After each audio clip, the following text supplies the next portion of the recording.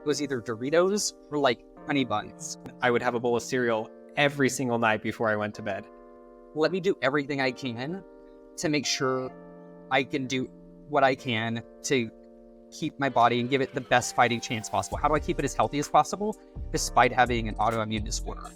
Extra virgin olive oil. I try to stay under 25 grams always, so never consuming more than 25 grams of sugar throughout the entire day. But most of the time, I'm under 10 grams. Fermented foods, such as sauerkraut, kimchi, or pickled vegetables. But I would say, generally speaking, ultra-processed foods, things that have tons of additives in them that are only being produced in like factories and you could actually make it in your kitchen at home, then it's probably considered ultra-processed and it's not going to be very beneficial for you.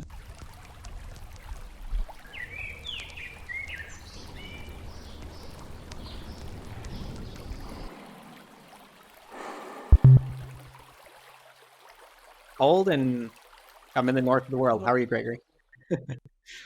Yeah, it's getting it's been super cold the past few days, and then it got warm really rapidly, and just felt like 70, 75 degrees in December, but it was because it started to rain too, and this was like super muggy. My body's confused because it just goes from cold right now, but I am hoping that the sun will come out soon. That way I can get a proper run in and it'd be like really nice and full of fresh air. But running is a thing. How do you deal with that because every time I want to go running and it's winter, I get really conflicted and then I just end up going to the gym and using the elliptical machine or something. How do you deal with that as a runner who runs all the time when you can't? And also it's like even more because I have a rule that I don't run on treadmills. So yeah, what do you do? I'm really screwed. I run rain or shine most of the time. Okay. And even when it's cold, sometimes I'll put like just something to cover my face if it gets really cold. So I'm not breathing in such harsh cold air.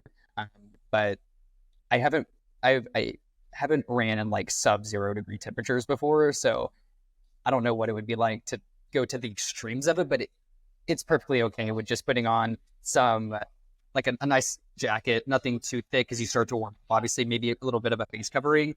That's perfectly fine for 20-degree weather or something like that. I was going to say, I ran in the winter plenty of times, but I don't do it very often anymore because I'm afraid of slipping and hurting myself, not as much because of the cold. So, I mean, I run on trails a lot when I can off-road, and the ice book isn't going to be, it's not going to be slippery if you're like running grass versus like fluid is one. But then if you have shoes that are meant for like off-road running that even maybe have spikes in them, I've done that in the past where like you have additional. So I didn't even think about that. I love it. Let's go ahead and get into it. I'm really excited to chat today. I think running, plug there, really great for your health, but something else that's really beneficial is food. And so I wanted to chat today with you about food, why it matters, and give some really practical tips and insights into how we can approach food and just generally and think about what we eat in our diets to help us improve our health in as many ways as we can. So I think where it makes sense to start is overall, like, why does what we eat matter? And why do we care about it? Why are we talking about it? Would you like to start with sharing your experience with your food and any your transition from maybe eating things that aren't as good for you to eating things that aren't good for you? What does that look like? Thanks. Great intro. I want to quickly say before we even jump into any of it that we're trying to give everybody some helpful information, maybe guidance, but this is a very loaded topic. And I think everybody's situation is unique. We're in no way trying to profess that you should do something a certain way or not, but we are going to speak from personal experience and we are going to speak from personal research that we've done and looking at studies and other things, and you can just take the information and do what you want with it. This is in no way a do this or you're doing it wrong kind of a conversation. Hopefully it's helpful. So with that out of the way, the reason that I started getting into eating healthy was because my energy levels had been down most of my life, and I grew up eating very poorly. As a kid, it was TV dinners, and it was the standard American diet, the sad diet, as it's called by some people. Um, and when I was in high school, even, I was eating Costco muffins and a Gatorade every day for lunch. That's all I would eat for lunch, like every single day. And then I would come home and maybe I would have some chicken breast, which was like the best thing I would probably eat. And then I would have a bowl of cereal every single night before I went to bed. That was literally my diet. Was like 60%. Yeah, it was. I guess it tasted good. It was like 60% Costco muffin, Gatorade, and cereal. So that was my life until I was probably in like my early 20s, mid 20s, I would say.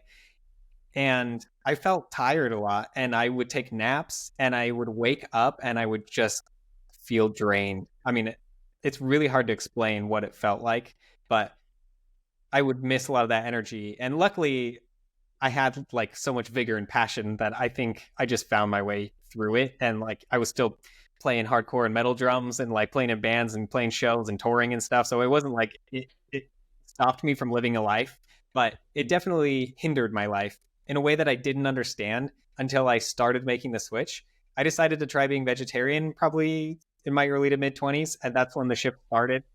And it was very useful because I was able to take that time to start learning about nutrition and start eating more vegetables instead of eating almost zero vegetables. I was eating almost all vegetables all of a sudden. And then I tried being vegan for a while after that, and probably about a year and a half. And then I kind of just ebbed and flowed and tried what made sense from the research and made me feel healthy. And the more that I got on that path, the more energy came back, the more vitality I got, and I started exercising with that. And then I got to a point where I felt like every morning I woke up and I was just ready to go do anything. And I felt amazing. And all my energy levels were up, and everything felt what I think it should be to feel to be human. And I didn't realize that that level even existed because I had everything that I knew before that was a level lower. And so it came about almost as a point of necessity, but also as a beautiful discovery. And once you see that by living it, it's really hard to go back, but it's almost impossible to know what it's like if you've never experienced it before. And so I totally understand why there's so many people that haven't experienced it. So that's my personal background. What's yours? Love that. Before we jump into mine, because there is a lot of similarities and I'm excited to chat through it.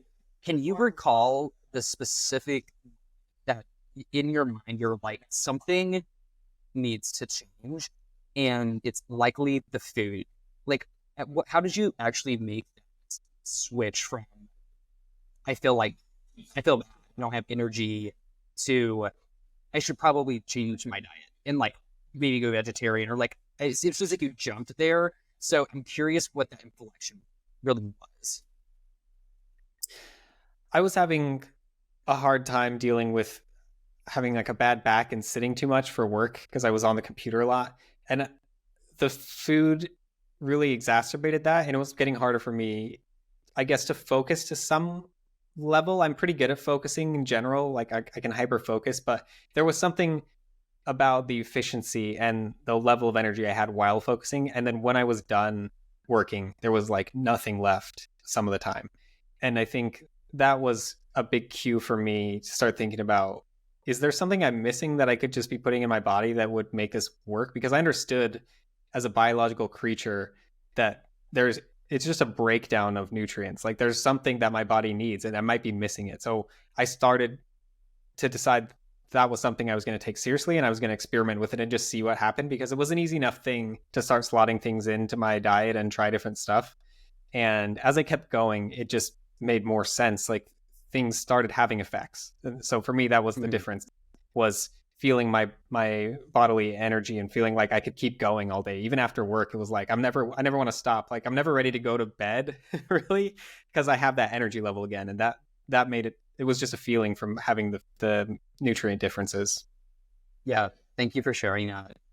I have a similar trajectory in terms of how I was raised, and thankfully I was able to make a transition a little bit earlier in my life. And it seems like you did, because you made your way into like mid-20s before you really started to question your diet. I was probably forced into it a bit faster. Who knows if I would have changed it anytime soon if I would have then. But I think that goes to show, like, it hits a certain point where there's some type of forcing function that's, whether it's how you feel or whatever it might be. I think that's largely what it is for a lot of people that maybe start to become interested in food, its impact on it, and like maybe changing something because maybe I'm nutritionally deficient in one particular area. What does my body need that it's not getting? So in a similar vein, I find it interesting that you were growing up on like muffins and stuff, because it wasn't exactly like that. Mine was, I think, worse probably. My entire childhood, oh my goodness. Everything that I ate for like breakfast and snacks and stuff were like, it was either Doritos or like honey buns or something along those lines. So it was like a muffin, but covered in glazed sugar or something along those lines, like just taking it up a notch. And so that was, I remember vividly, like in middle school, like my 6th grade year, I had 2 bags of Doritos and a Coke for lunch every day. That's it. And it was, it was really bad. And so I had no concept of like what nutrition really was. I was like, calories on, I'm getting my calories, like they're all equal. I never really thought about it. And unfortunately, my parents didn't really have a lot of education around diets and nutrition or anything like that. And they largely fed me what they were fed when they were a kid at a certain rate. And so I grew up drinking sweet tea at dinner every single night. And so, you know, consuming caffeine, coffee in the morning, doing a lot of those things as a young adult. And then our fridge would be stocked with sodas, you know, from top to bottom, and Gatorades and some stuff like that as well. And so I drink those a lot. And I did that well into like my late teens. It started to shift when I started to fall in love with running, and running is a huge part of my life. And so I started to notice that when I started getting to really long distances, I would feel really bad, and I feel like I wouldn't have enough energy to keep going because I felt like my body was lacking in something. And so I started to do a little bit of research and make sure that I'm like properly fueling my body. And so that was the first thing that made a necessity for me to like understand the concept of like carb loading or whatever. Like, it was not necessarily saying that that's like the best thing to do for running, but like that's what I started to stumble upon. And so I started to think about, oh, the food I eat impacts the energy I have and the things that I can do in the world. And so like that's when it really started to connect for me. But it was still a long while after that where I really took it to the next level. And I think something that's worth calling out is that I didn't feel like I had the freedom or the flexibility to really control my food and my diet and think about it more holistically and what I want to put in my body and take it seriously until after I moved out of my parents' house and had the ability to afford my own groceries and choose what I became a lot more intentional when I had to actually make the decision to write my grocery list and decide to go to the grocery store and buy these things, because I'm making really small amounts of money right now. I have always, it needs to stretch me a whole week. And and that really controls what I'm going to be buying at the grocery store. So I'm thinking hard, what is it that I want? And it's just interesting. I would say the first year of that was like me doing what I think most people do, is trying to get the dollar to stretch as far as possible. And frankly, that's sometimes what you have to do. And so you're going and you're buying food at the grocery store based off of the cost of it versus any type of nutritional profile that might be on the back of the packaging or anything like that. And so I kind of more or less followed the same trajectory as when I was a kid. I bought like hamburger helper in a box and different like microwavable meals and things like that, just to keep it really simple. I prioritized convenience and cost over anything else. That's how I made that decision. And then I didn't start to really pay attention to what I was eating until I developed health issues and developed an autoimmune disease, which is like a whole other topic, and it's probably somewhat related to a lot of the diet that I had, but we're not going to go too in the weeds there. But like when I started to have real health complications, and I also found myself in ruts of like really leaning on different substances to keep going. So this is also kind of out of the scope of this episode, but like I leaned too heavily into drinking alcohol, probably a bit more than I should, or, smoking weed or whatever it might be. And so I leaned on these different vices to like get me through like a period of workaholism. And I also ate like crap in these moments. And so more and more and more, I just started to feel really bad. And I like every Friday night, I remember like I would reward myself by going and ordering a 4 crumble cookies. And I'd eat all 4 crumble cookies right then. That's so many calories. That's so much sugar. That's insane. Yeah. And then I'd realize, oh, I feel like crap after I ate that. And so the older I got, the more I think the food that I ate started to impact how I felt.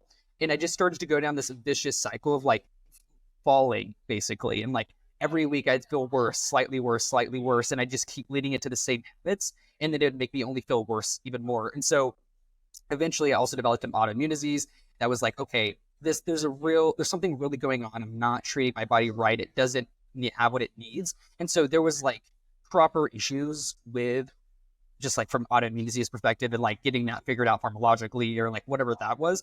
But at the same time, it made me realize that I'm a biological thing and I am what I put in my mouth. And it's super important to start to think critically about what I put in my mouth so I can start to feel better.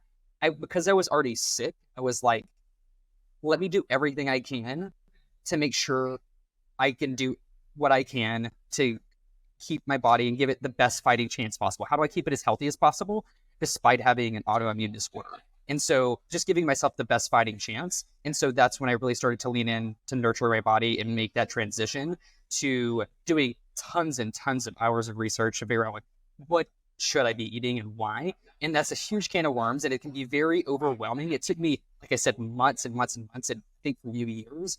And so I started to like very slowly control the types of food I ate, start to prioritize buying certain foods over others. So like thinking more like instead of super processed and like honey buns or Doritos, it was going towards like actual fruits and vegetables and things that we all generally know are going to be more healthier for you. But there's a lot more to it. And so I think I'm really excited to continue in this conversation to try to keep it as approachable as possible.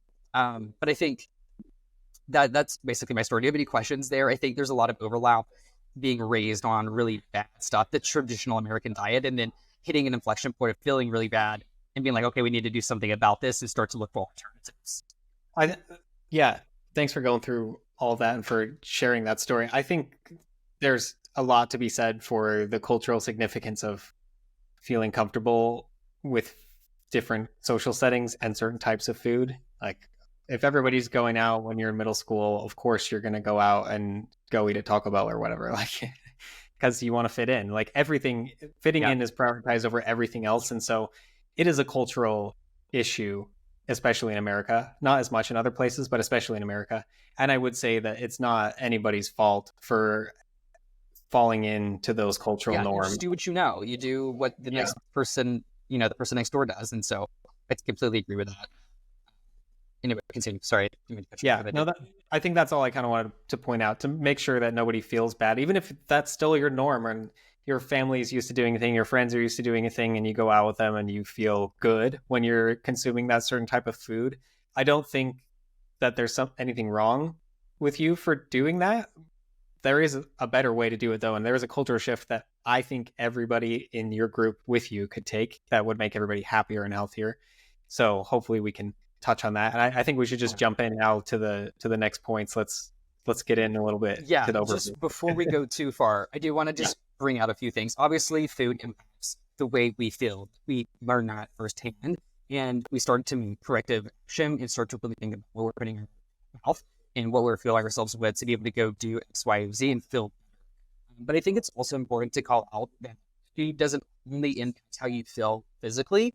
The byproduct of that is also how you feel emotionally, feeling like you can show up in life. And like I said, I felt like I was a workaholic, always drained of energy. So I'd lean heavily on like caffeine and other substances. And fixing the food helps a lot with that. So like just feel better in the morning. But then how I feel as I go about my day, emotionally about things, my stress levels, all of those things can be impacted by the food that you eat.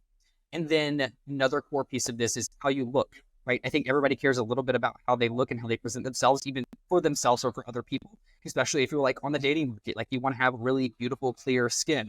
It shows health, youth, and all of those key things that are really important for like mating and so forth. And so wanting to have really nice skin, you should probably be watching what you eat, because better food is going to help you look better. And then at the end of the day, like I think the biggest thing or impactful thing is how it impacts your health span, feeling good for a really long time, and how long you ultimately live. So the more that you prioritize healthy food, the longer you're going to live at the end of the day. Like typically there's a high correlation there.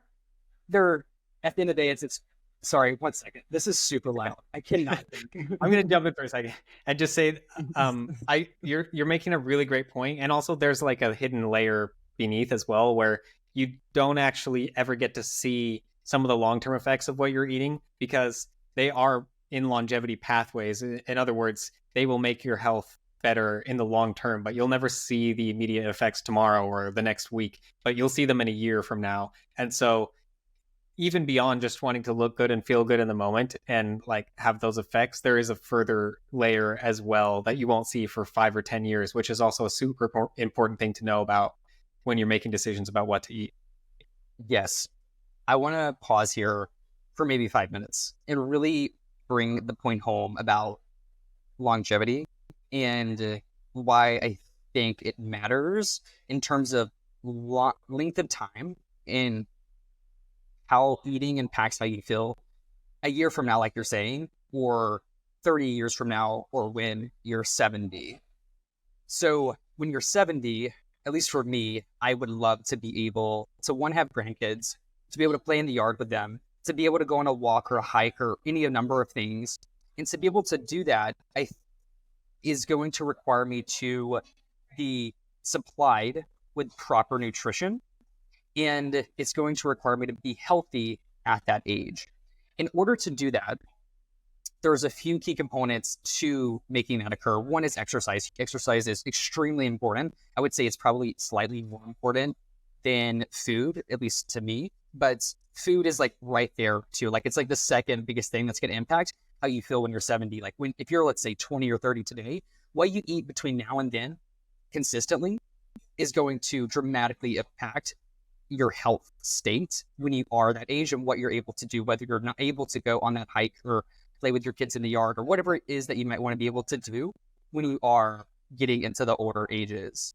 So I think it's just worth calling out. One, why that is, just to bridge that gap further, is that you typically feel bad when you're at that age. People are typically on lots of pharmacological solutions to handling blood pressure and blood sugar and all of those things, to maybe be losing weight, whatever it might be, to have energy because of the food that they've eaten for years and years prior, for decades and so forth. And it's because there are key components of food that can, one, negatively impact those things like blood sugar and blood pressure over time. And what this will do is ultimately lead to some of the main ways that people die today, which is heart disease, cancer, dementia, and just general metabolic dysfunction. And so I think it's really key to think about food in terms of the long game. And so it's important, like it's like compounding, similar to like when you're investing, right? You make a lot of money by putting in things early and letting it compound over time. So the sooner you make a transition to eating the right foods and doing and holding that consistently and maintaining that for as long as you can, the better you're going to feel 40 years down the road. So yeah, would you agree? I agree. I think a good metaphor to take away from this, or a good way to look at it without it being overcomplicated, is you have a cellular level where there's trillions of cells in your body that are a certain age because they decay and they start going bad, so to speak. And the worse you eat, the faster they'll start to decay, and the more random elements can start going bad. Almost just imagine like random things could be pulled in or not as a chance percentage, depending on if you're eating bad. But if you eat well, you'll actually reverse this into cell repair. And there are certain things that will allow your body to repair those cells. So you can just think about like healthy food, my cells everywhere in my body are going to repair themselves. Bad food, my cells are going to start decaying faster. And not only am I going to die faster, but I'm going to feel worse along the way. And like, it's a pretty even way to think about that split. I think that's a good way for me to approach it. And then you can break that down biologically, but you don't really need to. You can just have that broad categorization, I would say. I think that's a really great tool to simplify things a bit.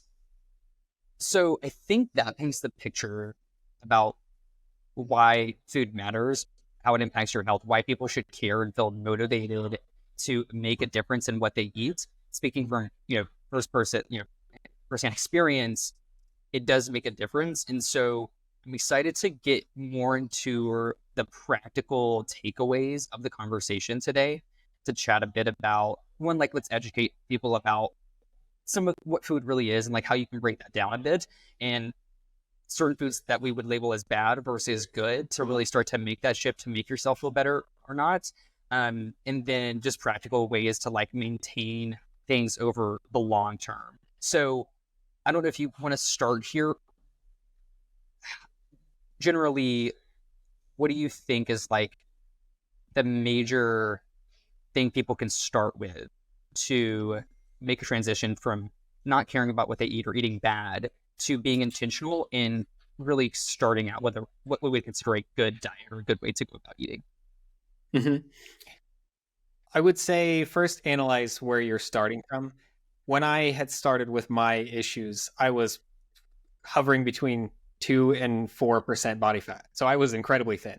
And I had the decent amount of muscle on top of that, but there was like this constant uptake of needing the energy to maintain that level of body with that low level of body fat. That's an unhealthy level of body fat, by the way. It's not like I'm trying to brag about being that low. Like 2% is too low. And I didn't look at that crazy skinny, but I definitely could feel it at moments. And if I didn't constantly have these things, getting started for me was making sure that I had enough nutrients and of a somewhat decent level to bring my energy, my consistent energy levels up, and also stopping eating so much sugar, because I used to eat a lot of sugar, made it so I had more clarity and I didn't feel lightheaded, or I didn't feel thin and diverged of that. So I would say from the beginning, you could either look at what are some healthier food categories to eat in general, like eat vegetables, lots of vegetables, eat whole fruits. Basically just eat whole foods. Don't eat processed foods. Like right now, I try to eat less than 4 single processed food items in an entire week, which usually means that a lot of the time I can hit like 1 or 2. Maybe I'll have like a really healthy cracker, right? That has healthy ingredients. When I say processed food, I mean anything that was taken apart and put into something else. I try to eat everything as a whole object, a whole vegetable that I buy from the store. If you can do that, you're already like well on the way, because it's going to be a big difference in what the nutritional value is within that grown item. You're getting it from the source.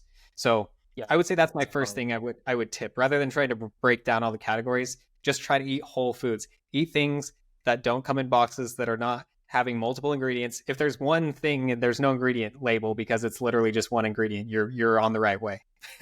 Yeah, I think that's a great rule of thumb. Before we move forward, I do want to hammer in on like the layers of processing, because I think it can get a little confusing, but generally that's a great rule of thumb, is like go towards something that doesn't have an ingredient list, because it just literally is the thing. The more you can eat of those whole foods, the better. But there's multiple layers here of like processing, and processing isn't, well, it's always bad. But I would say, generally speaking, ultra processed foods, things that have tons of additives in them, that are only being produced in like factories, and you could actually make it in your kitchen at home, then it's probably considered ultra processed, and it's not going to be very beneficial for you. There might be like 0.01% of ultra processed foods that kind of are actually perfectly fine for you.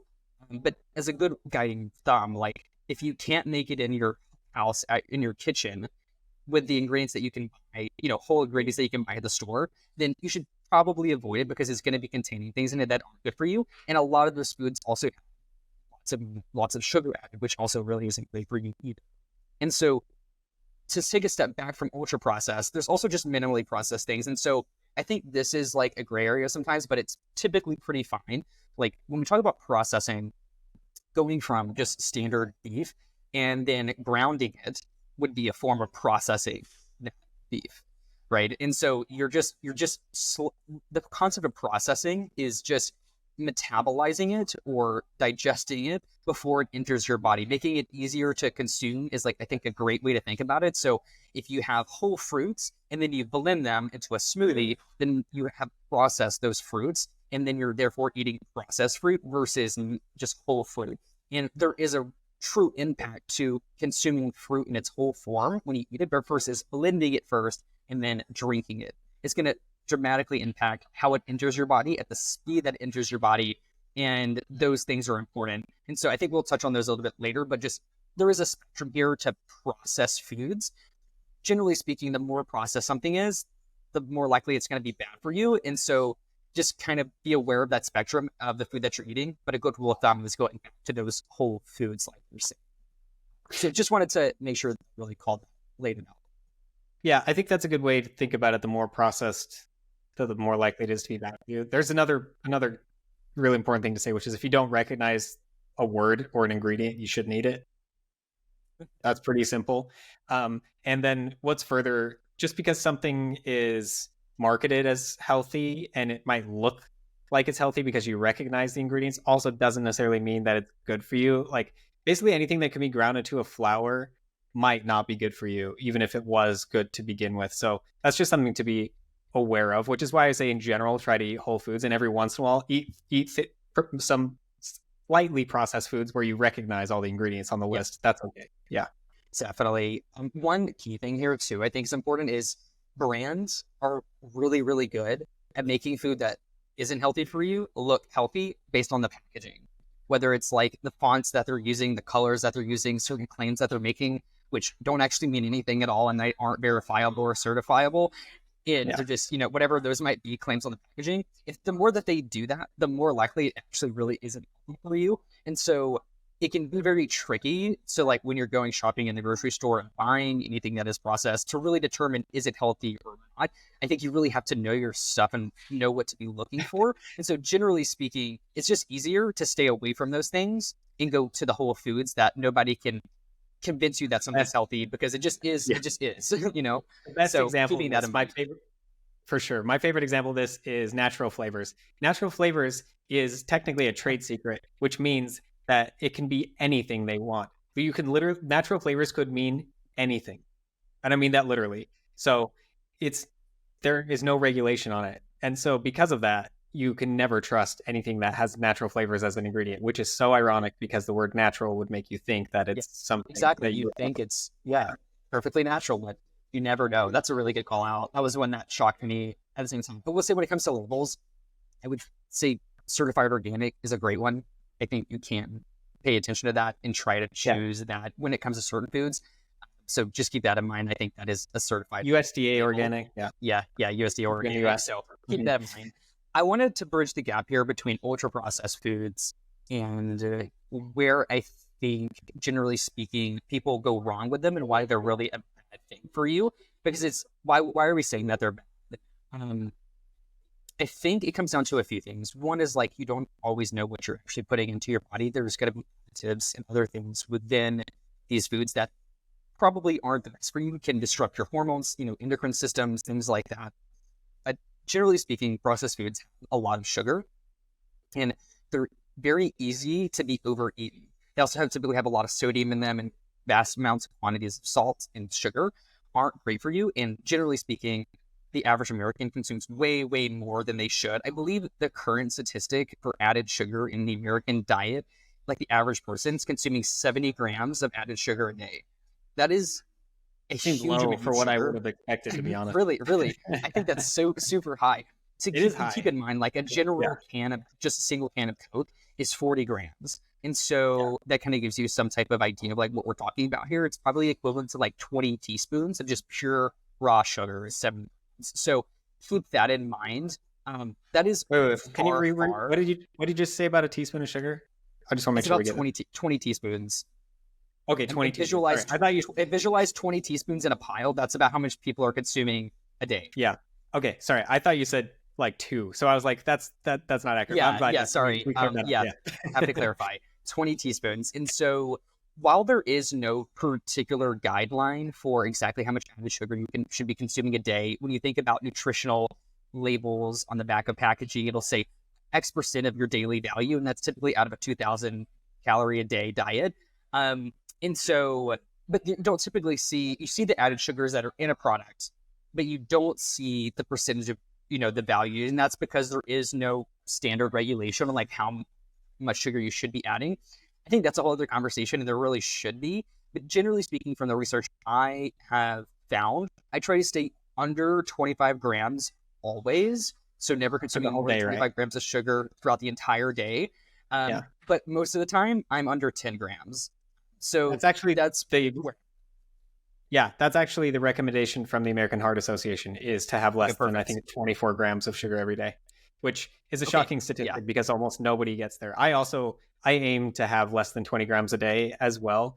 I will say every single kid between the ages of 4 and 12 that I know in America consumes well over 100 grams of sugar a day. And I know this for a fact, which is scary. And I mean, my niece and nephews are in that category, and I try to help steer them in the right direction, but it's really hard because there's so much culture around it. Like, they get out of school and they have candy like every day. Or just where is this coming from? How is it so easy for these kids to feel that is what nutrition is? Because I did as a kid as well. I ate candy all the time. So that's too much sugar, and you don't really understand how it affects your body until you live without it. And you won't get used to not having sugar until you start eating incrementally less. Like, you'll think things taste bland or bitter until you start eating less sugar and get used to it. And then suddenly the things you ate before taste extra sweet. So there is a gradual shift where your taste buds will take some time to adjust to the new normal. And it's important to keep that in mind, that it's not going to be an overnight thing, and you're not going to like necessarily the shifts that you're going to make in the foods that you're eating, the less sugar that you're eating. But once you spend maybe like 3 weeks doing it, suddenly you'll feel a lot better, and you'll enjoy the new foods that you're eating much, much more than you did the sugary foods when you ate them. So it's a good point to make. It's definitely not easy. When you think about, we're biologically programmed to crave sugar, hundreds and hundreds of years ago, or thousands of years ago, even longer. When you think about when we're scavenging for food and we stumble across some tree or bush that has berries on it, or just fruit in general, it has so much caloric energy, and you're going to taste it, and your body's going to reward you for that by increasing your dopamine levels when you consume sugar. And so it's just like fireworks going off in your brain. And so we're programmed to crave sugar, and it feels great. That's why you can grab a pint of ice cream out of the freezer and think you're going to bite into it and just have 1 or 2 scoops. And then before you know it, you've eaten the entire pint. I think we've all been there. And so it's very easy to do that. And so I think the best way to go about sugar consumption is understanding that's how you're biologically programmed, and making actions and making decisions that are going to make it easier for you to get around that programming. And one of those is just staying away from sugar as often as you can. When you go to the store, you're buying like groceries, like we're saying, don't go towards ultra processed things that have tons of added sugar. Then make note of that and go buy things that are going to be a bit better for you. Because if it's not in your pantry in the middle of the night when you're looking for something to scavenge for, and eat, if it's not there, you're not going to eat it, right? And so just thinking about your limits and how much self-control you have, making it easier for your later self to make the right decision is going to be extremely important when it comes to sugar, because it's such an addictive thing. So many people are addicted to it. So something else to keep in mind.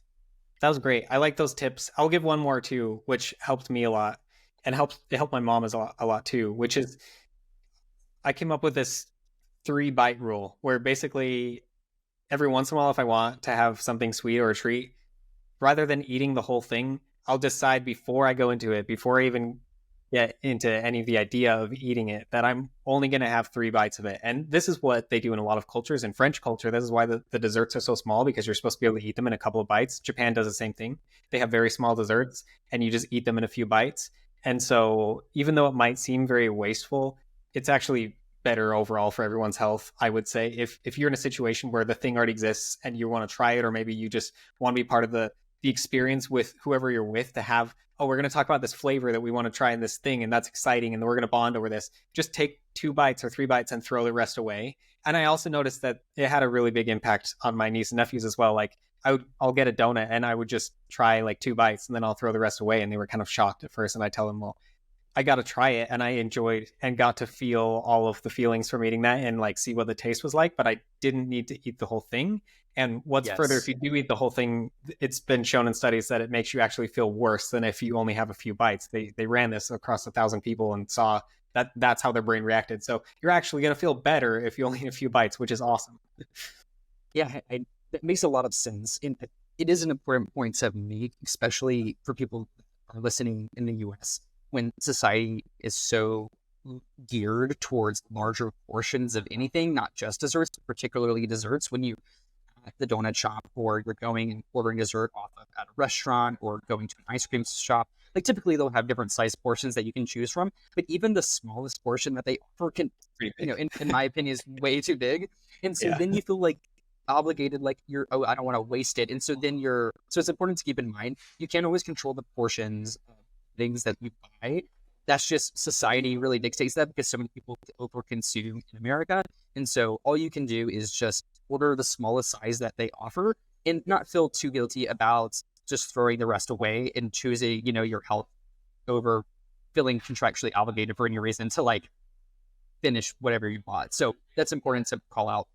I want to wrap up sugar for the most part, but to do that, I do want to lean into why I think this is super impactful. One, like we said, that when you overconsume sugar, you're going to feel generally worse.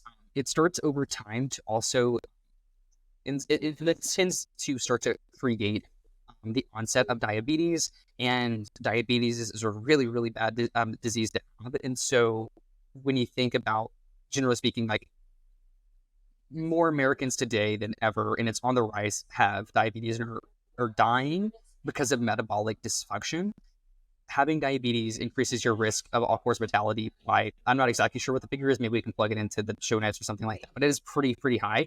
Yeah. And you generally want to avoid that. So minimizing your sugar intake is going to help your long-term health, but it's also going to make you feel better in the moment more of the time, because you're not just getting sugar rushes. Instead, if you supplement, take that sugar away, and then you eat something that's truly nutritionally good for you, and it's not just going to spike, and give you that rush. It's going to give you more sustained energy throughout the day. And I think that's what we really want to get into, because when you lean into ultra processed foods that are full of sugar, and that's the primary way it's going to give you energy, it's probably lacking in a lot of other key areas when it comes to nutrition. For example, protein. Protein is super important for you. And so people tend to overeat ultra processed foods, which is even worse. So it already has a lot of sugar in it. It's not good for you, it has additives, all of those things, but it also doesn't fill you up. And so you end up over consuming those things. And that's where you start to gain weight and all of those things, because you're eating and it like tricks your body. Like you don't feel full when you should. And so then you eat too many calories and then you start to gain weight. And that also leads to other health complications. So it's important to think about the nutritional profile of the food. In ultra processed food, just typically doesn't have protein and other parts of it that help satiate you when you should be satiated. Yeah. Another, I think that's a very important point. And fiber is another thing that will definitely help satiate you. Before we move any further, I want to just jump back. If you are someone who already has type 2 diabetes, it's not like this is the end. Like that sounded a little bit doom and gloom. Like sorry, of course you don't want to get type 2 diabetes, but there is great news. Actually, even if you have type 2 diabetes already, it has been shown in clinical trials that you can reverse type 2 diabetes by eating healthier and doing some of the things we're talking about, by exercising more. It might be a gradual shift and it might take some time, but your insulin sensitivity will come back, which just means that you will react in a proper way when sugar enters into your body. And what's further, it's not always demonized either necessarily to eat sugar in general. Sometimes, very rarely, like hunter-gatherer humans would have a lot of honey and they would just eat a ton of sugar. It'd be like 150 grams all at once. But our bodies were set up that point. We were eating 200 grams of fiber a day. So because we had all of that extra fiber offsets sugar. And so like there are points when you do want that insulin sensitivity to spike up every once in a while. Is a rare thing. I mean, we evolved with that, but the problem is that that's not good information for modern society, because we think that means we can have like one of those every day, but it's more like a once a month thing for hunter-gatherer communities, right? So it's very different. But I just wanted to say, like, sugar is not necessarily a demonized thing in all settings. There is a place for it, but it is like a certain type of sugar in a certain setting and at a very rare occasion. Yeah. One thing here, crucial point I want to bring up that, and I'm happy you said that.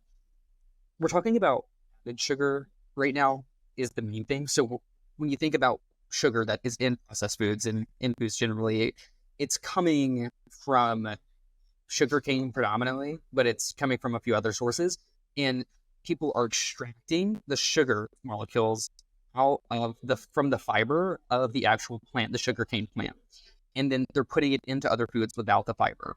Sugar with fiber is really, really great for you. And this is what you can see in like fruits, for example. So if you're eating berries, which is going to have the least amount of sugar, it's going to have the best sugar to fiber ratio compared to like a banana, for example, like raspberries, blueberries, strawberries, pears are going to be a bit better for you. But you really can't overconsume sugar when you're eating whole fruits like berries, even though there is considerable amounts of fructose in them, because there's so much fiber in them as well. And so the rate at which you eat them, like you're going to fill up faster than you would ever consume, copious amounts of sugar that's going to ultimately hurt you. So just keep that in mind. We are talking mostly about added sugar here. Generally speaking, it's okay to have sugar as long as there is a considerable amount of fiber in there. I'm not sure if you have a particular ratio that you're looking for. Maybe you do. From the studies that I've looked at, if there's an equal ratio of fiber to sugar, you actually won't spike your blood glucose levels. So that just almost negates the sugar level, which is a super positive thing, basically. But it has to be fiber for the most part that exists naturally within the food. And this is why it's okay to eat fruits, like you're saying. But actually, drinking fruit juice is terrible for you because all that fiber is gone, and you're just spiking, which it's still the original sugar, but you're just spiking your blood sugar from that sugar with no fiber to counteract it. And so you're eating the wrong half of the fruit. And so you don't get the full benefit from it. You might get some of the antioxidants, which is why, or some of the other benefits, vitamin C, which is why people think it's so good for you. But actually it overall has a negative effect on your health. So it's an interesting point. Are we at a point where I could maybe start outlining like broad categories of types of nutrients that our body needs and what you could think about within those? Yeah, definitely. So we've talked a lot about sugar and what that leads to. It's obviously okay in servings and quantities, keeping it minimal and being intentional about when you eat it, particularly added sugar. But there's so many other nutrients that we should be chatting about when it comes to helping improve your health. So I think we talked largely about the major thing that people overconsume and should start to avoid. Let's talk about things that we can really start to focus on and bring into our diet now that we're eating less sugar. Yes, for sure. The best way that I've figured out how to think about this that's helped me make quick decisions about what to eat without being overwhelmed is to just fall into these basic like 5 or 6 categories. So the first one I would say is protein. Protein is super important because it builds all different levels within your body, and it also satiates you. And if you want to build muscle and maintain any kind of muscle quality and even bone health, you need to have a good level of protein. And just a modest level of protein is way higher than you probably think it is. Like, even if you're working out, consuming like 40 grams, right? 40 grams of protein a day, that's fine, right? No, that's actually too low, which I didn't even hit that most of my life, which is probably why it was so hard for me. But in general, if you're working out even a little bit, you should be aiming for an equal ratio of grams of protein to pounds that you weigh. So you can convert that into kilograms if you want. But basically, if I weigh 140 pounds, I should be consuming 140 grams of protein a day. That's a lot of protein if you're not eating meat, by the way. And I basically don't eat meat besides fish every once in a while. So I've had to figure out the right way to go about doing that. But right now, my goal is to hit 100 grams every day. So basically, if you can hit 2/3 of your body weight in pounds, at the very least in grams of sugar, I think you're doing a good job, to be honest. Whether you're working out or not, like that's like your base level maintain. And then beyond that, you'll gain more benefit from having more good quality protein. If you're, and since I've been a vegan and a vegetarian before, I need to make this really important point. If you're not eating meat, you need to consume added amino acid profile supplementation if you're getting less than that 2/3 of your body weight. If you're getting more, you'll actually accumulate enough from any type of food that you're eating that you don't even need to think about it.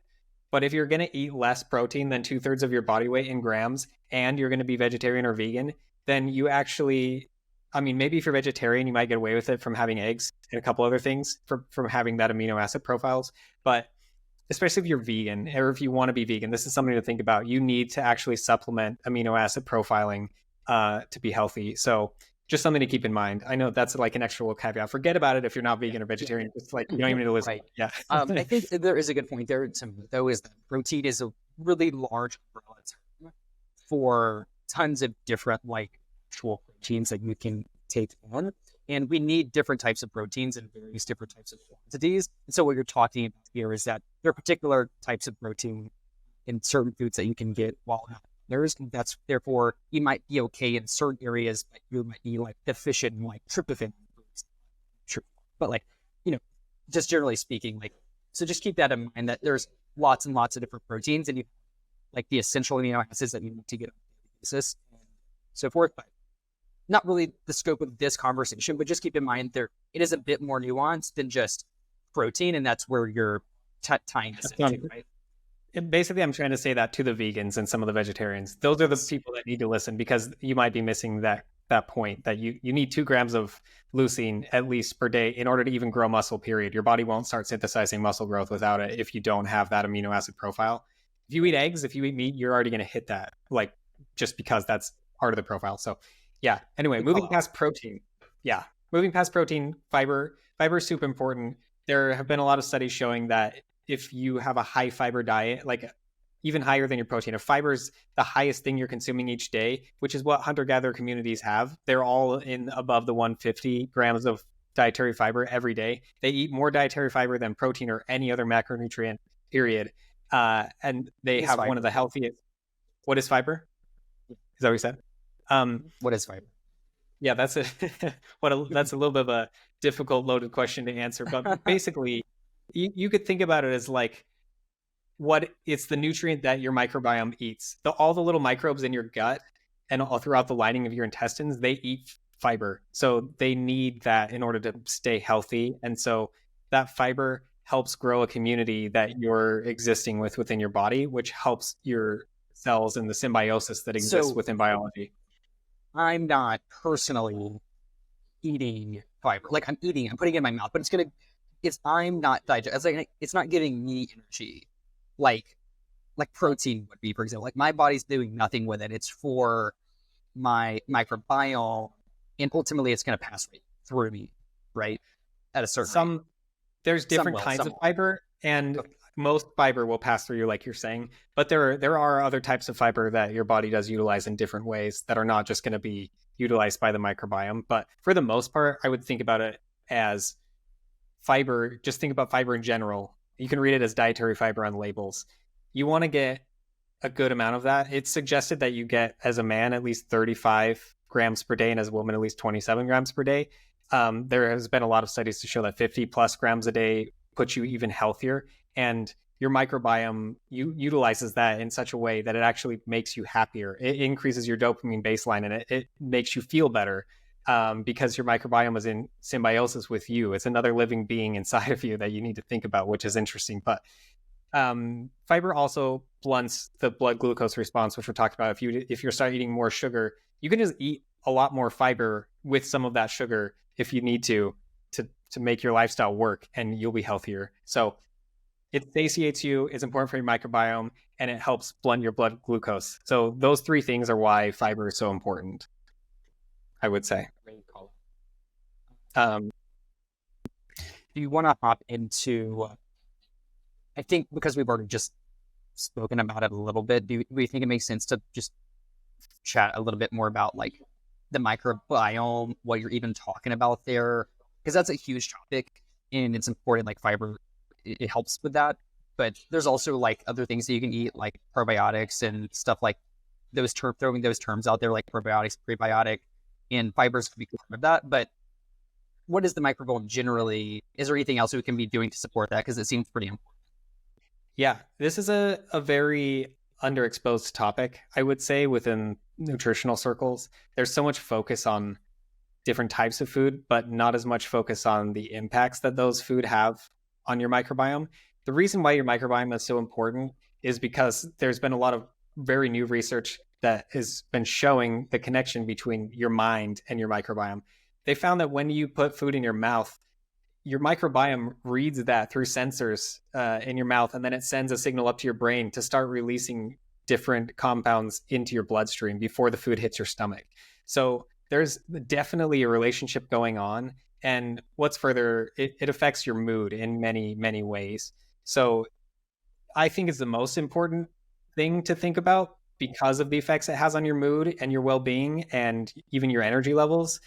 So I think if I have a healthy microbiome, I'm going to be healthier and happier. And so I'm going to make that symbiosis work. Now, beyond fiber is important, but there are other things. Prebiotics and probiotics in general, from the like 6 or so books I've read about the microbiome, they do not actually have that large of an impact compared to eating whole foods. Every food has the same micronutrients and bacteria and positive elements of life inside of them that your microbiome needs. That's what you're getting from those prebiotics and probiotics, but it's better to get it as a natural form. It's almost like thinking about it as an additive version that's fake versus the natural version. And so every time you eat a fruit, every time you eat a vegetable, there's already a whole profile of those bacteria within that food that exist that are helping your microbiome, which is why it's been said by a lot of dietitians and doctors. You can find like Andrew Weil.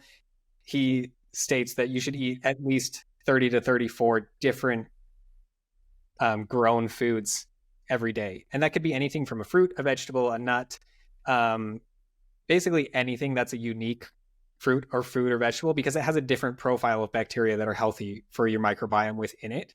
If you can just throw 30 different ingredients into a blender and make like a big smoothie, and then you just put that into 7 different cups and you drink one each morning, like that's going to take care of your microbiome way better than prebiotics or probiotics ever would for the most part. That doesn't mean it's bad to have pre or probiotics. There's just less research to show the effects compared to eating the actual foods with those already existing healthy bacteria. The last thing I'll say about it is you could also consume something like kombucha, or you can have fermented foods. Fermented foods are incredibly good for your microbiome and for other reasons as well. The vinegars in them actually also blunt your blood glucose response, and you can have them before a big meal or like a carb loaded meal, and it actually just shows that it levels out how your blood glucose goes up compared to if you didn't have it before. So it's important to have, if you can, 1 to 4 fermented food servings each day. That could be something like sauerkraut, kimchi, pickled vegetables. Japan makes some amazing pickled vegetables. You can get something at home called nuka paste, which is like a living wheat compound you keep in your fridge, and you just cover vegetables with it for about 8 to 16 hours. You take them out and wash them off, and they taste delicious. Like there's different ways you can pickle things, you can ferment things. It's really easy and cheap to do at home, which is an important point to make. Like probably the best thing you could do for your microbiome would be to, if you don't have a lot of money, just ferment sauerkraut or different things at home for cheap, and then add that in to a meal every once in a while, and it will really help you out on those levels. So those would be my 3 recommendations for the microbiome. Eat 30 different kinds of plants of some kind. Diversity. Fermented foods are great for it, and then get fiber if you can in whatever way. And so those things can help a lot. I think the microbiome is super important and underrated. I think it's a big part of being a happy, healthy person. So thanks for letting me delve into that. Absolutely. Yeah. The microbiome is awesome. So I just imagine tons of little critters inside me and just absolutely thriving every time I down another kombucha. Yes. Anyway, that was weird. So I'm just going to jump into 2 other big components here. We touched on the microbiome, really, really helpful. Fiber is critically important for being satiated, as well as microbiome. And then protein, like you're saying, we need protein. It's the building block of life. We can't go without protein. We are predominantly made up of proteins. And so We have those. And then there's two other major categories that people are probably familiar with when it comes to the types of food you can eat. Right now, we're talking about the concept of macronutrients. So protein, carbs, and fats. And I want to chat generally about carb consumption because a lot of people see that carbs are a bad thing, generally speaking. And I think there's a lot of nuance there. So maybe we can help guide people in the right direction. Like you're saying, when you start to eat fermented foods before having a carb-heavy meal, that can be really helpful because it starts to adjust how carbs like enter your bloodstream and like impact your blood glucose levels and so forth. But let's step back a little bit and talk about carbs generally. One, they're for energy. That's what they're predominantly used for. And so your body's going to convert those into like actual energy. That's why when you see runners like carb loading the night before, like a big marathon, for example, because they're increasing their energy storages. And so I think there's a right way to do it and a wrong way to do it. There's a huge difference that I really want to get home between whole wheat, whole grain bread and white bread. So I think this ties back into like sugar, because ultimately what we're talking about is like we have complex carbohydrates and simple carbohydrates. The more something that becomes processed and like gets ground into like a flour, for example, or extracted from sugarcane, and like we're pulling those sugar molecules out of the fiber. Whenever you're doing things like this, it makes it easier for it to be digested by your body, which increases the speed which it goes into your bloodstream and spikes to like your blood glucose, for example, which leads to like conversations around diabetes and so forth.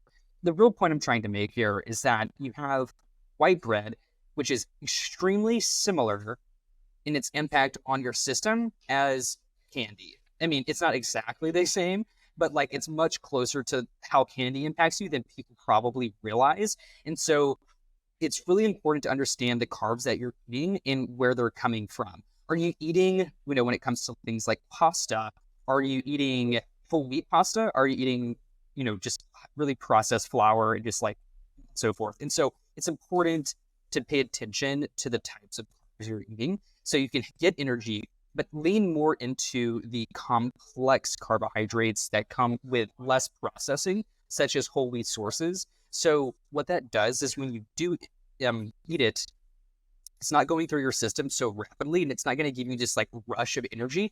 It's going to give you long-term sustained energy throughout the day, as well as not spike things considerably high, which is going to help, prevent the onset of like diabetes and so forth. So something I wanted to bring. Yeah, I think it's such a deep conversation to talk about carbohydrates and the different levels. It goes a lot deeper than you delve into by a lot. And the reason for that is that whole wheat may not even be healthy for you, depending on where it comes from and how it was sourced and what grain type and genetics it has. And so you can't just say like whole food or whole wheat is healthy necessarily, because there's a lot more that goes into that. A lot of ancient heirloom grains are going to be healthier for you, as in grains that have not been necessarily genetically modified. Not that there's necessarily something wrong with genetically modifying things. It really depends. But there's grains grown like in the Himalayas or in the Middle East or different places that they're still using the same soil turnover, and there hasn't been pesticides getting into the soil. They're getting more nutrients. Like the soil and where it was grown and how long that monocrop has been grown there can also completely change the nutrients that you're getting out of it. So I would just say you would probably want to eat these things in moderation in general. Like I don't eat bread more than maybe like once every 2 weeks, like on purpose because of that. However, there is a time and place for carbs, and the carbs are not evil by any means. I think if you get one takeaway from this, it should also be that there is no black and white evil and good as far as nutrients goes from food. It's always a nuanced thing, but you can control it in different ways and find the way to eat the healthiest version of what you're having. If you're someone who's working out, eating a healthy sourced, such as like an organic whole wheat, or it's important that we talk about organic versus non-organic as well, because the pesticides, anything that's not labeled as organic had pesticides some point in the process, and that's going to lower the nutritional value from maybe it being on the thing that you're eating and getting in your body. But even if it's not on the thing, it's been in the soil, and that soil has been nutritionally deprived over time versus a natural composting soil. So it's important to eat organic. But if you're going to have like a pasta or something, if you're someone who's going to work out the next day and you know it's going to be like a longer run or a longer workout, you need to fuel your body in some way. And one of the best ways to do that is with carbs. Like long endurance athletes eat a lot of carbs for a reason, because they need that energy, but they're going to use it, and it's not going to get stored as fat in their body. They're not going to have it as belly fat because they know they're going to use it the next day. So they're planning to put that into their workout. It's part of the workout regimen. And so on top of that, the best time to eat carbs, for the most part, it seems, is at night, because it will help you sleep, and also it will give you fuel for the next day's workout. And of course, that doesn't mean you can only eat carbs at night, but it seems to be a pretty good rule of thumb, especially if you're going to be working out. Like, put carbs if you want into your diet and your workout regimen, but make sure that you're mindful that you're, eating a certain amount that you're going to be burning, rather than just deciding carbs are part of your diet now and you're only working out 2 days a week. That's not really going to burn it at the right rates, at the right intervals. So that's a great call. And really, you brought all of that up. Just to bring it home, it's important to understand that carbs are not evil, like you're saying. It's okay to eat them, and you should eat them proportionally to like how much energy you're going to be expending. Like, they are a great source of energy, but when you are going to eat carbs, try to go towards things that are going to be a bit more complex in nature. And then there is more nuance there, and you can research this if you would like to, like what you're saying, like soil and, generation after generation of like using different chemicals and so forth in the soil is going to impact the nutritional quality of particular carbs, like you're saying. And that's why it's really difficult to get really good bread, I would say, in the US versus like other parts of the world, where the bread that they eat isn't going to impact you nearly as deeply as like when it comes to bread that's produced in the US. And so there are those aspects to like think about, and also why I generally stay away from bread, even whole wheat breads, for example, like you're saying. I'll go more towards beans. I think beans, lentils, things like that are really, really great sources of carbs, more complex carbs that you can use. And beans and so forth also have high amounts of protein. And so one thing I also want to hit on is protein.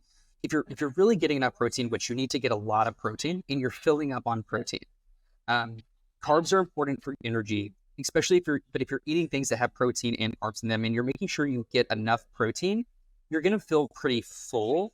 And so basically, if you prioritize getting enough protein, and then you just eat enough carbs to continue to fill up until you are full, I think is a good way to go about it. Maybe you agree, maybe you disagree, but I think if you're prioritizing that, you're never going to like overeat carbs, because what you're saying right now is like you want to eat carbs for the amount of energy you're going to expend.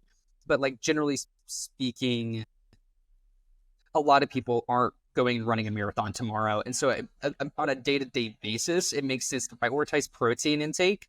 And then if you're still hungry, like prioritize, you can get the rest of your energy from more of like a complex carb or something like that. Would you agree?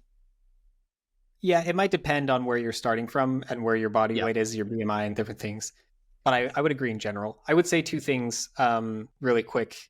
One, we didn't really talk too much about fats, but there are healthy and bad fats. I would just say don't worry about eating the healthy fats as long as you avoid the bad ones to begin with. Like, you don't want to have seed oils such as like canola oil or rapeseed oil, or the same thing. You don't want to have too many oils that you don't really understand what they are.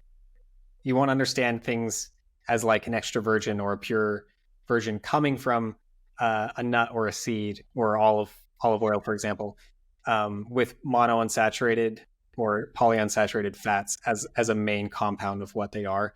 You can read that on labels. So that's just an easy way to go about it. You can see kind of the breakdown. This is how much fat it has in it. How much of that is mono or polyunsaturated fat? If the ratio is pretty good, like it's mostly monounsaturated or polyunsaturated fat, it's going to be a healthier oil. So sorry, that's really quick to move through that. But the next thing I want to say, to your point, we're talking about eating carbs versus protein versus fiber, etc. I have a pretty good general rule for myself that makes it really easy to make decisions, which is I look at how much fiber is in it, dietary fiber. I look at how much protein is in it, and whichever one is the lowest is my base value to then compare against the sugar or the carbohydrate level. And if the sugar or carbohydrate levels are equal to the lowest number of either fiber or protein, then it's okay to eat. So you just have those three comparisons, and you just want to say, like, if there's way more sugar, then there is either protein or fiber, there's too much sugar. But if there's more protein and more fiber than there is sugar or carbohydrates, depending, then it's definitely going to be good for you to eat. It's going to be satiating. It's a great way to look at it from a lever perspective. We did hop over fats really quickly, so we could chat more deeply about that probably in a future conversation, because it is a pretty nuanced thing between, we just kind of throw out terms like mono and polyunsaturated and so forth. And feel free to like look into those when like and understand really what those mean and how those impact you biologically.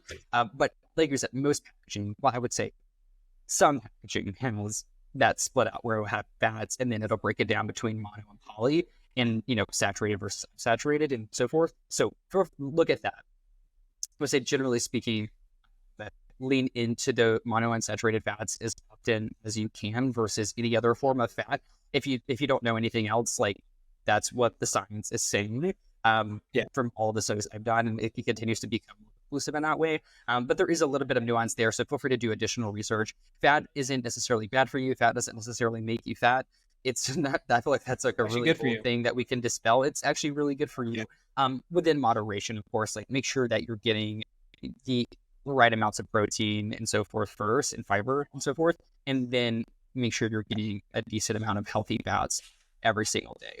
Do you mind just chatting a little bit about why fats are healthy for you? What's the primary health benefit of why you should be consuming fat on a daily basis? Like, for example, eating olive oil and incorporating fats into your diet often. What's the main benefit? The number one thing I would say is that it's healthy for your brain. Your brain needs fats, certain types of fats, well, many different types of fats, but there are especially healthy fats that your brain utilizes constantly. I mean, your brain is using more energy than any other organ or system in your body. So in order for it to function properly, it needs the ingredients that it needs, and it can't produce everything all the time.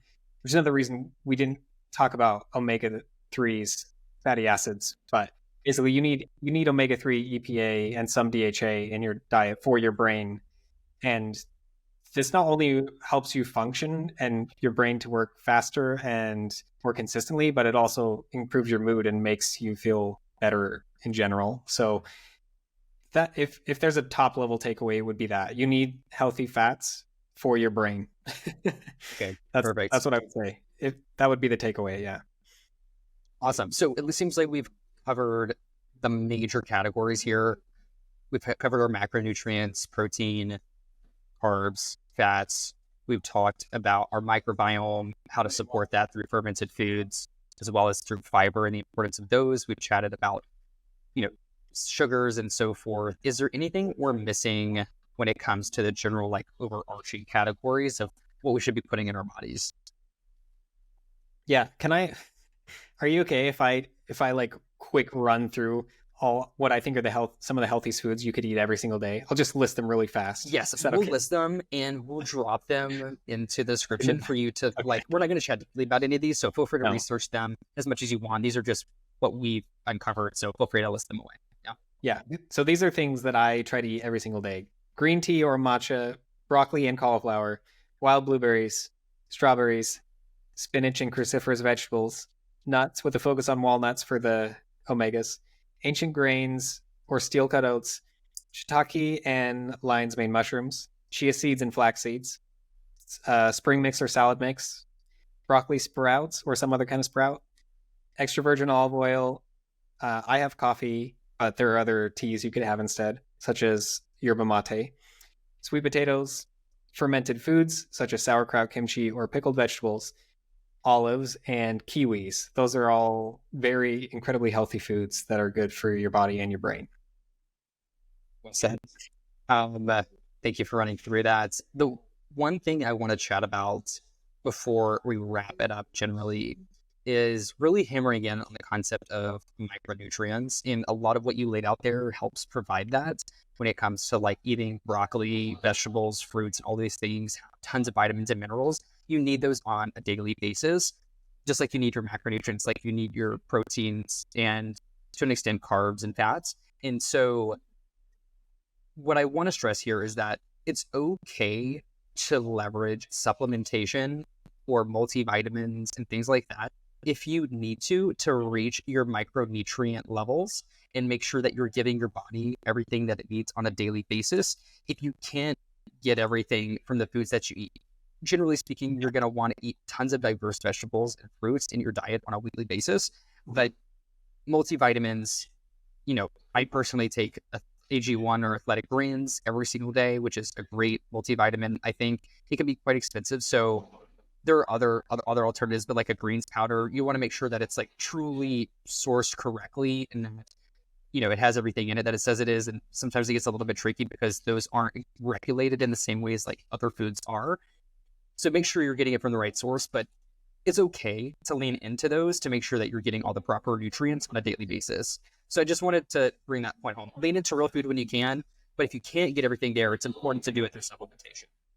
Yeah, and you might want to consider just supplementing anyway, even if you are thinking that you're getting there. There are certain base things that our body needs. Like magnesium is used for so many processes in our body. I think every human should probably supplement some level of magnesium, like maybe 300 milligrams a day. It's part of an electrolyte. Your body needs electrolytes, which is magnesium, potassium, and sodium. Those are the three electrolytes that you need in order to function. And if you're sweating or doing anything, or if you're not drinking enough water, your body really needs those things. And so they're not going to hurt you as long as you're not like going crazy on them, but they could be supplemented. Vitamin C is important, right? Vitamin D is super important. If you can't get out in the sun, like literal sunlight on at least 40% or so of your body for 20 minutes plus per day, you should be for sure supplementing vitamin D. And of course, talk to your medical care practitioner about how much you need, because there should be some blood work done and tests done to help you with this. But like the base levels are pretty clear, like 2,000 international units minimum of vitamin D per day is good for us in general. And then omega-3s, if you're probably not going to get enough omega-3s from your diet, it's very difficult.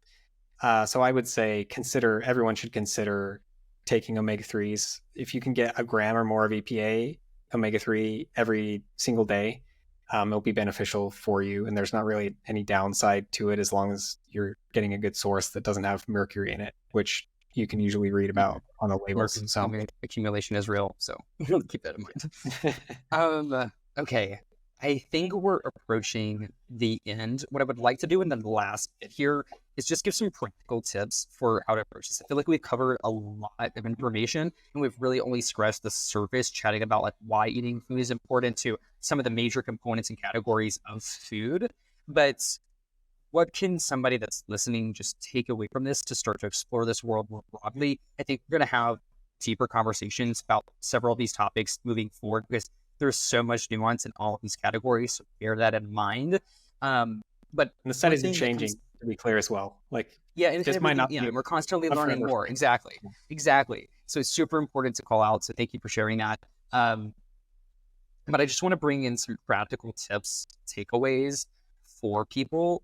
So in my opinion, like I'm thinking, for example, it might seem really overwhelming to make sure that you're incorporating all of these things on a daily basis.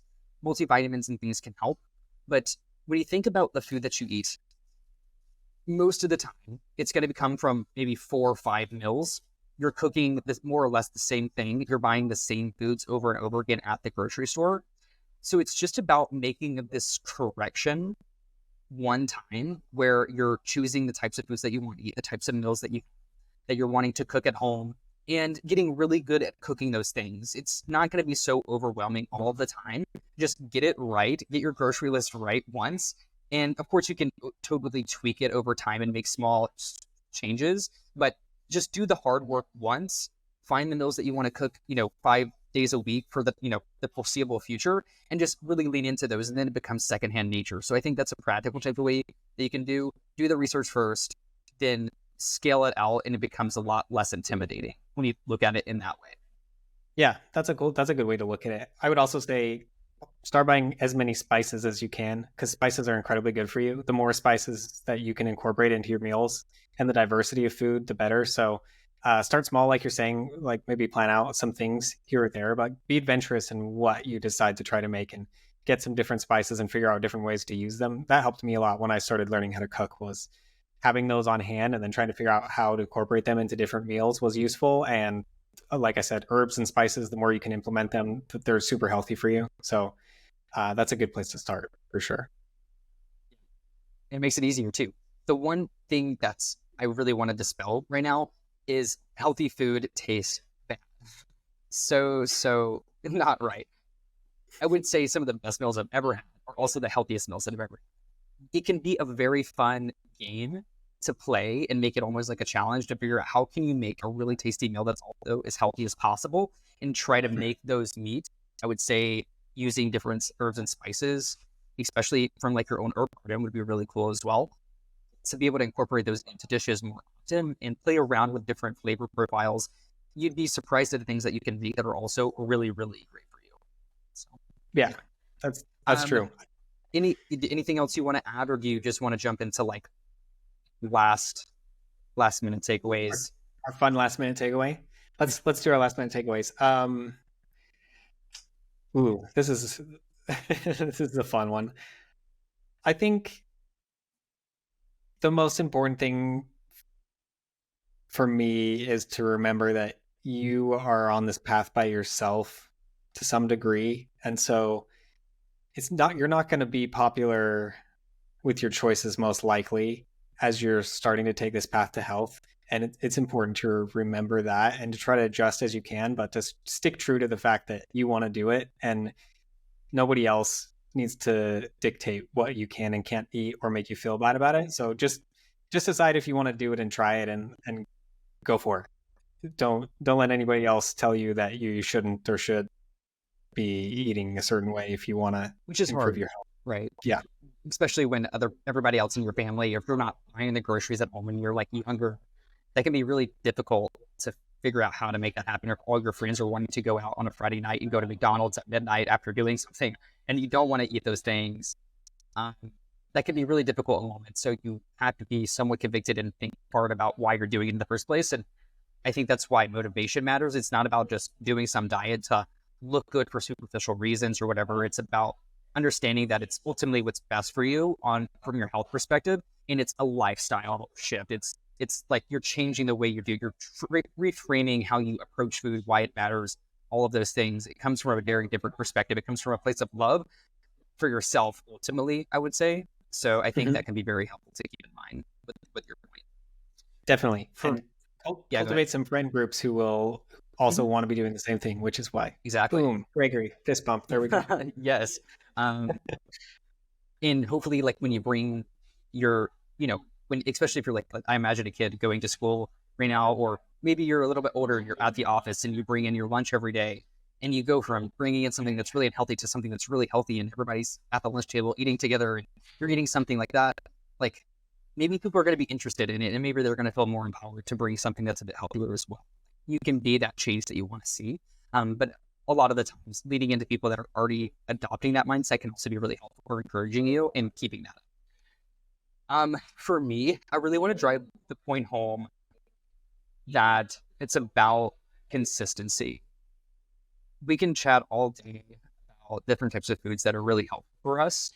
But it does very, very little if you only make these corrective actions and make the healthier decision, 10% of the time. You should be making the right decision for you 99% of the time.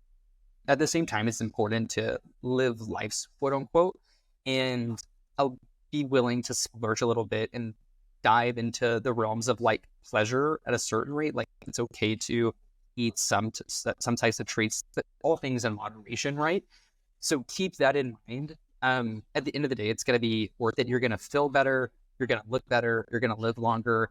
And that's really what it's all about. So stay consistent day in, day out.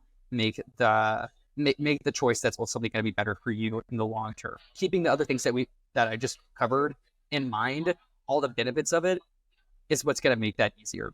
But you got this. If you fall off the train, get back on the train again. Don't beat yourself up. All you can do is just make the right decision the next day. So yeah, anyway, don't worry about it. Just keep going.